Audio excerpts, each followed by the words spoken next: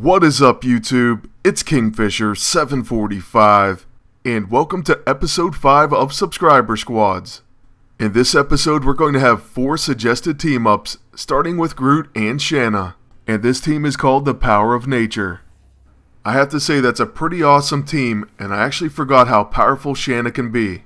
I think all the quick luck teams maybe ran her out of the meta too fast. She was doing big damage, she can place flanked, she'll do a ton of counterattacks, and she'll give herself an extra action once she restores a bunch of health to one of your heroes. After I used this team, I was thinking to myself, maybe I wrote her off too soon and didn't give her the credit she deserves. Then we all know Groot is incredible, and I have him in his Bruiser movie ult with the Vengeful E-ISO. This gives him big and fast, so that means when he protects, he has a chance to gain an extra turn. But before I go any further, I just want to mention quickly about the future of the game. There were some rumors going around, so the official Twitter page made a few announcements. First, the reason for the inactivity is because they're switching servers, and hey, this game isn't going anywhere anytime soon. They still have plenty of new content coming, and I have a feeling they're going to be releasing a lot soon. I, however, hope they stagger the releases rather than releasing everything at the same time. Also, please no level 15 just yet, and please come up with some way to help us players get some more silver. So anyways, that's that, and now back to the match. Red Hulk unfortunately uses Bulwark. Luckily, Shanna's level 9 not only does a lot of damage, it also is stealthy. So we'll go ahead and use Off the Vine on the enemy agent. And by the way, he is poisoned, so we do a follow-up Spear Vault. See, I told you Shanna is formidable. Unfortunately, the enemy beast gets away with attacking her, and our Groot is stunned. However, our agent can use his Guardian Insignia once again, and then we can use the Improbability Field, or attack with the Serpentine Staff. I think we'll go ahead and use the Cube ability, especially since I believe Red Hulk still has Bulwark. So let's hope for a lot of debuffs, as well as some good buffs on our team. Then speaking of that pesky Bulwark, there it goes again. No matter, we'll just use Off the Vine once again, but this time it's on the enemy beast. He also is poisoned, so we will get a follow-up attack. I believe this looks familiar. Shanna claims another victim. Then after using our level 2 I Am Groot, and taking a lot of damage for it, we'll hopefully be ending this one with our level 9, the Groot drop. It's going to do 57k non-crit, and that's the end of Red Hulk. So moving on to our next team, it's going to be Mockingbird and Daimon Hellstrom. This is an interesting combination, and it's somewhat difficult to play in the current meta. So thank you for giving me a challenge.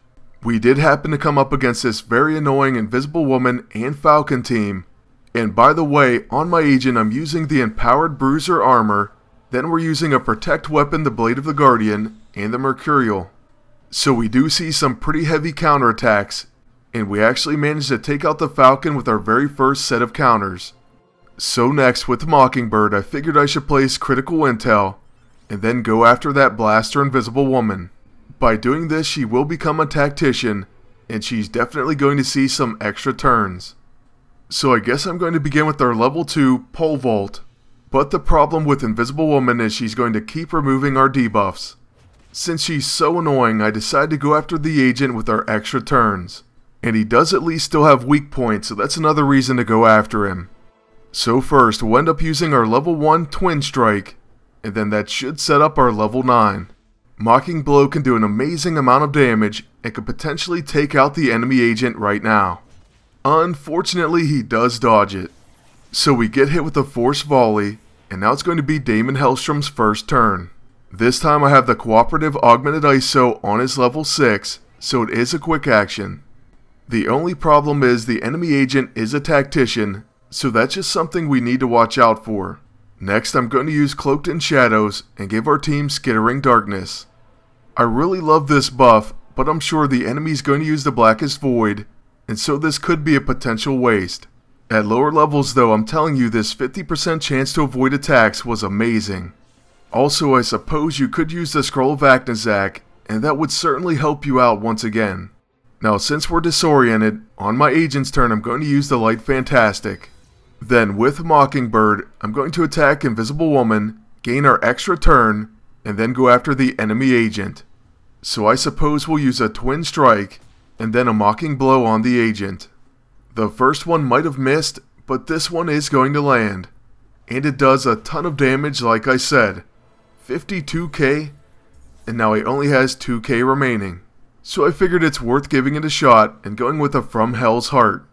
However, we do no damage, and because of Invisible Woman, we don't even place any debuffs. Essentially, all we did was give him an extra turn for free, but luckily, our agent does get a big and fast proc, and we can finish off the enemy with the Blade of the Guardian. So I guess in the end it worked out, he only got one turn anyways. At this point I end up using the Improbability Field, and I have no idea why. Invisible Woman is immune to debuffs, but I think I was going for the buffs, but still that was definitely a waste of a turn. All Invisible Woman understands is violence.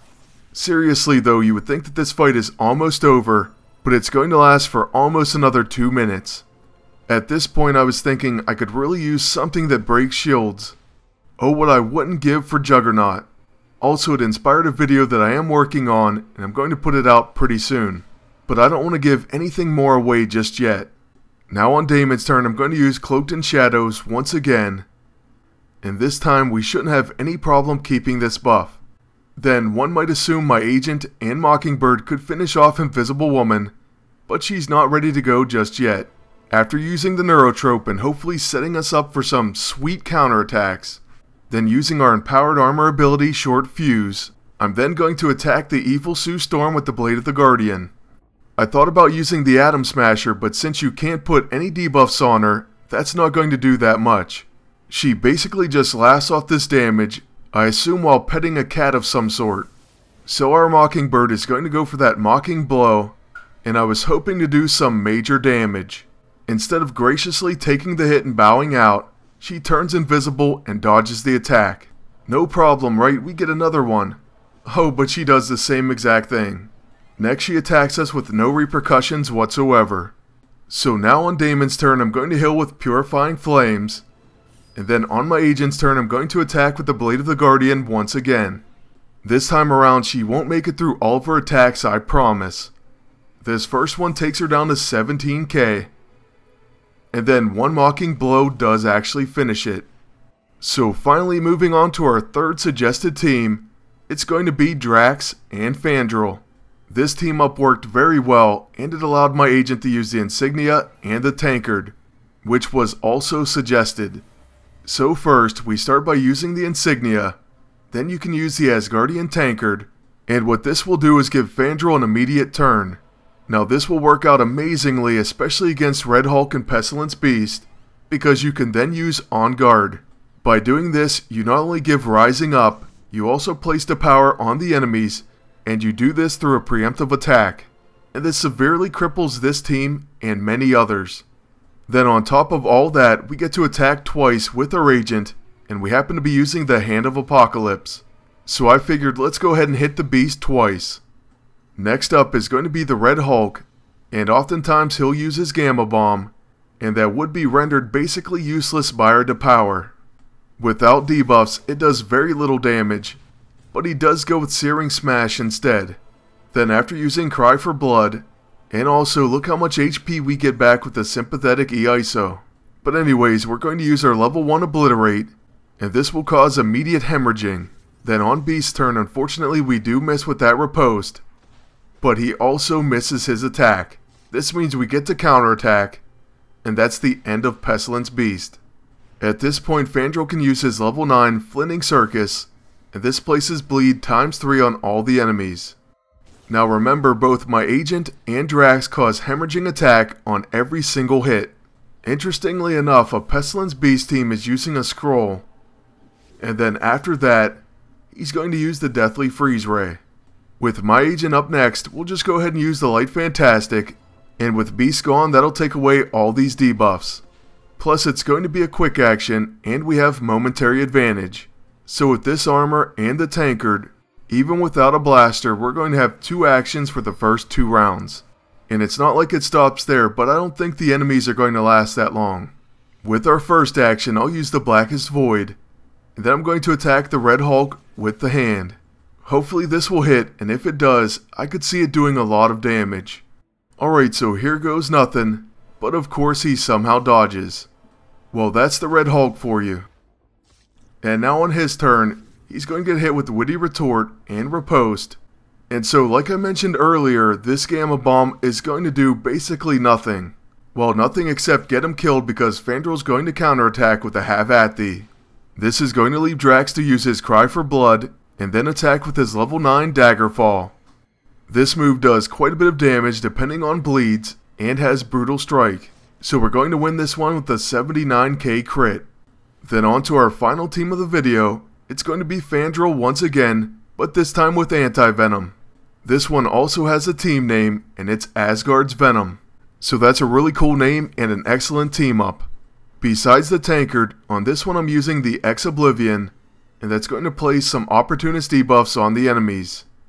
Then there's something I want to point out about the enemy team, and I just want to give everyone my thoughts on this. They're using the Blade of the Guardian and Groot, who is also a protector. Personally, I don't like using two protectors on one team, and the reason is, let's say you want to take out the agent. Well, instead of going through Groot, all I have to do is attack Groot, and the agent's going to step up and protect. Likewise, if I want to hit Groot, all I have to do is attack the agent, and then Groot will take the hit. It didn't happen on this occasion because I placed cornered with the Oblivione and didn't realize it. But that is something important that you may want to keep aware of if you're going to use two protectors. Now after using Flynning Circus, the enemy Groot gets hit with a huge riposte. Then on top of that he's going to take a Have At Thee counter. This obliterates him, knocking him into cutting form. Then on Anti-Venom's turn I make a mistake, and I should have used his level 6, but instead I use I Am the Cure, which I knew was going to get protected against, so that was kind of a waste. Then on top of that I'm going to get counterattacked by the enemy agent. But oh well, I just hope we can finish Groot off before he grows back. Next up is going to be Falcon's turn, and he's going to go with a Swoop. This will also be at our Anti-Venom, but it does miss. So on my agent's turn I'll use Momentary Advantage, followed by the Light Fantastic to remove Disoriented, and then I'll attack with the Hand of Apocalypse. I kind of don't care who takes his hit since it won't be Groot, so I'll just go ahead and attack, and Falcon steps up and he's going to protect. At least we place off balance on him and he's not immune to that. So next, with our second attack, we'll go ahead and attack Falcon, and this time we hit the agent. The only problem is, at the time I forgot he's completely immune. This means he gets to counterattack. Then on his turn he uses Satellite Support, and he's also going to use the Savage Spear. Plus he has Blessing of Heroes. Fortunately we do have Mirror Reality, and all he does is heal our Fandral. Next I'm going to use the Flynning Circus, and that'll do damage, plus place 3 times bleed stacks. Sadly we do get counterattacked, and that does quite a bit of damage. The good news is they also take bleed damage. Then Baby Groot's going to do a bunch of crazy stuff, and I have no idea what to call these abilities. He is actually going to go back up to full health this round, but we're going to use our level 6, and that knocks out the enemy Falcon. That allows my agent to go next, and so we're going to start by using a quick action Improbability Field, and then I'll use the hand on the enemy agent. As long as this hits, it should only leave Groot, and then I'm thinking if we can hit him, we can keep him in baby form. So why not, we'll use another Flynning Circus, and then we'll see what he does on his turn. For one, we know he's going to take a bunch of damage from dots, including a lot of bleeds. This is going to be enough to keep him in cutting form, and so he can't do any attacks to our team. This is also going to give us a chance to finish it off with Anti-Venom's big hit Crusade. Unfortunately in this case, it doesn't do that much damage because he removed all his debuffs, and so after using the Elixir of Recovery, our Fandral is just going to have to win this match with his level 1 Have At Thee. So that's how this one's going to end, and I'd just like to thank all the subscribers for their suggestions.